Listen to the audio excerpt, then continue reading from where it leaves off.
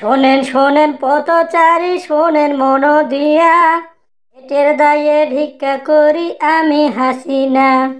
শোনেন শোনেন পথচারী শোনেন মন দিয়া, পেটের দায়ে ভিক্ষা করি আমি হাসিনা।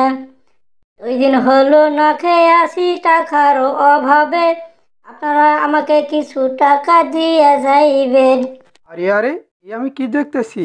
মমতা দিদি, আরে ও মমতা দিদি, আরে দেখো দেখো, হাসিনা রাস্তায় বসে ভিক্ষা করছে।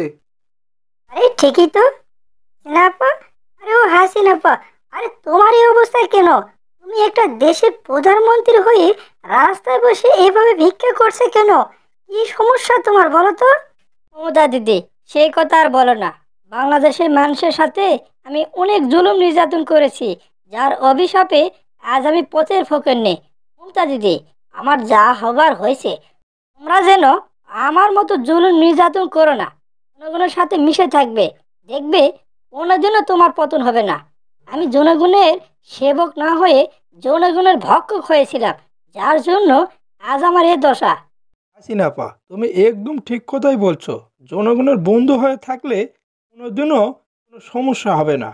হাসিনা আপা, আমার এরকম কাহিনী দেখে তোমার প্রতি আমার খুব মায়া হচ্ছে। হাসিনা আপা, তুমি রাস্তায় না থেকে চলো, আজ থেকে তুমি আমার বাসায় থাকবে। যতদিন বাঁচবে ততদিন তোমার সকল দায় দায়িত্ব আমি নিব। তুমি আমার বাসায় যাবে কি না তাই বলো। মোদি ভাই, আমার মতো অসহায়কে তুমি তোমার বাসায় আশ্রয় দিবে আর আমি যাব না, তা কেমন করে হয়?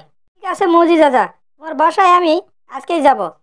সম্মানিত ভিউয়ার্স, ভিডিওটি আপনাদের কেমন লেগেছে তা কিন্তু অবশ্যই কমেন্ট বক্সে লিখে জানাবেন। আর ভিডিওটি যদি ভালো লেগে থাকে তাহলে ভিডিওতে একটা লাইক দিবেন এবং চ্যানেলটি সাবস্ক্রাইব করবেন।